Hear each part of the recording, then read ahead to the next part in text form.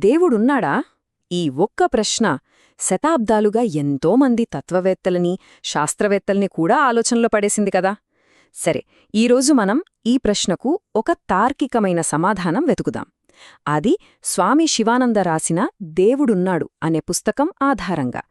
అంటే కేవలం నమ్మకం గురించే కాదు, లాజిక్ ఉపయోగించి దేవుణ్ణి ఎలా అర్థం చేసుకోవచ్చో చూద్దాం. చూడండి, గుడ్లగూబ కాంతి ఉనికిని అంగీకరించినా అంగీకరించకపోయినా కాంతి ఎప్పుడూ ఉంటుంది. ఎంత పవర్ఫుల్ కొటేషన్ గదా ఇది! ఈ ఒక్క వాక్యంతోనే స్వామి శివానంద అస్సలు విషయాన్ని స్పష్టం చేసేశారు.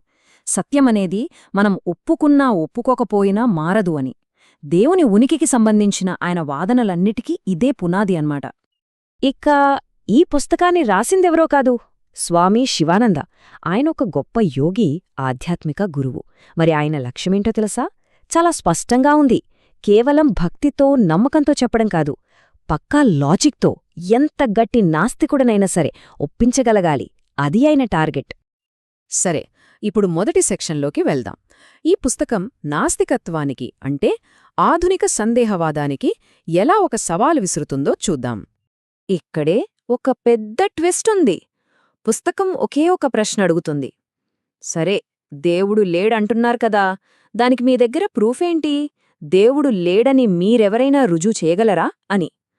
చూసారా, ఇక్కడ రుజువు చెయ్యాల్సిన భారాన్ని ఎదుటివాళ్ల మీదకు నెట్టేశారు.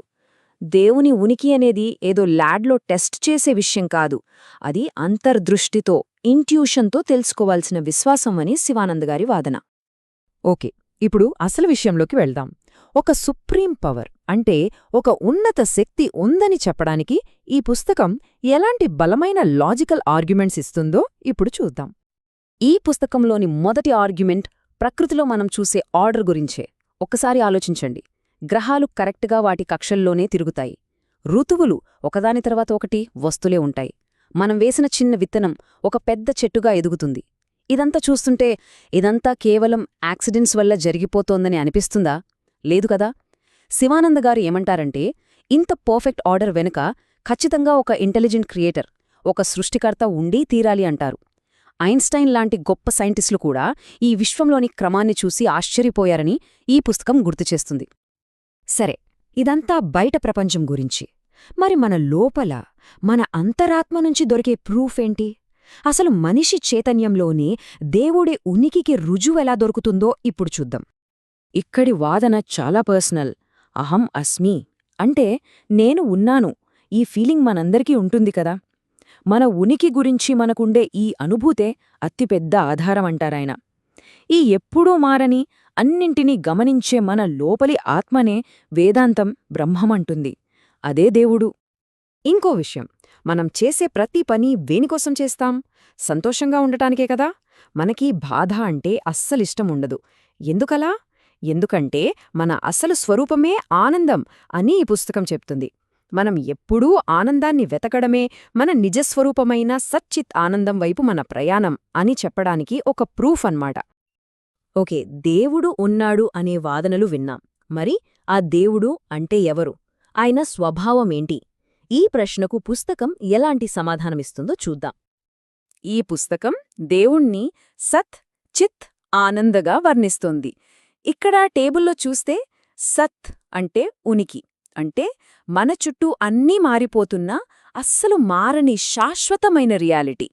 తర్వాత చిత్ అంటే జ్ఞానం లేదా చైతన్యం, అన్నింటినీ ప్రకాశింపజేసే ఆల్ పర్వేడింగ్ ఇంటెలిజెన్స్.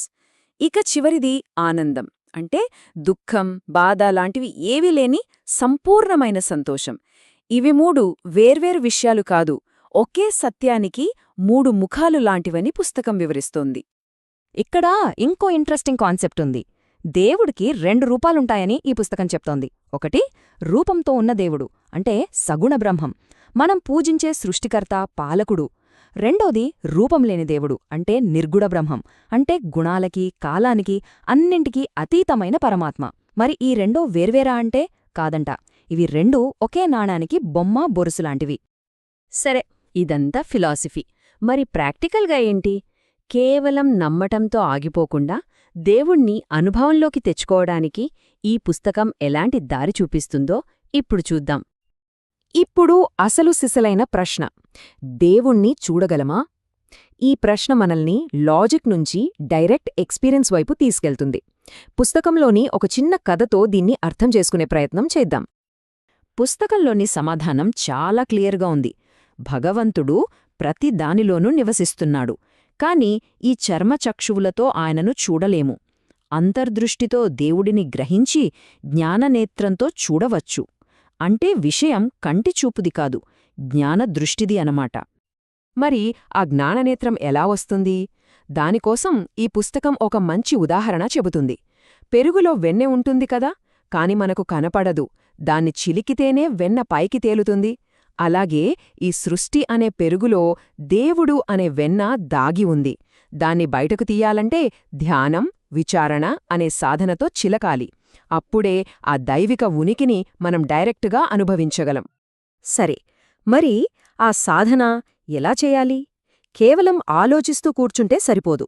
స్వామి శివానంద కొన్ని ప్రాక్టికల్ స్టెప్స్ కూడా చెప్పారు. మానవ సేవ చేయడం, ధ్యానం, జపం చేయడం, మంచి జీవితం గడపడం, అందరినీ ప్రేమించడం, ఇలాంటి పనుల ద్వారా మనం నమ్మకాన్ని అనుభవంగా మార్చుకోవచ్చు. ఇక మనం ముగింపుకు వస్తున్నాం. లాజిక్ నుంచి ఎక్స్పీరియన్స్ వరకు సాగిన ఈ ప్రయాణంలో పుస్తకం యొక్క ఫైనల్ మెసేజ్ ఏంటో ఇప్పుడు చూద్దాం. అంతిమంగా ఈ పుస్తకం చెప్పేది ఒక్కటే. మనం ఇప్పటిదాకా మాట్లాడుకున్న ఈ వాదనలు, ఈ తర్కాలు, ఇవన్నీ కేవలం మైండ్ గేమ్స్ కాదు. ఇవి దారిని చూపించే సైన్ బోర్డులు లాంటివి. గమ్యం మాత్రం దైవాన్ని ప్రత్యక్షంగా, పర్సనల్గా అనుభవించడమే. సో, చివరిగా ఈ పుస్తకం మన ముందు ఒకే ఒక ప్రశ్న ఉంచుతుంది. అసలైన ప్రూఫ్ తర్కంలో లేదు, అనుభవంలో ఉంది అని చెబుతోంది కదా. మరి ఒక దారి గురించి తెలుసుకోవడానికి, ఆ దారిలో నడవడానికి మధ్య తేడా ఏంటి? లాజిక్ మనల్ని దారి మొదలు వరకు తీసుకురాగలదేమో, కాని ఆ ప్రయాణం చేయాల్సింది మనమే.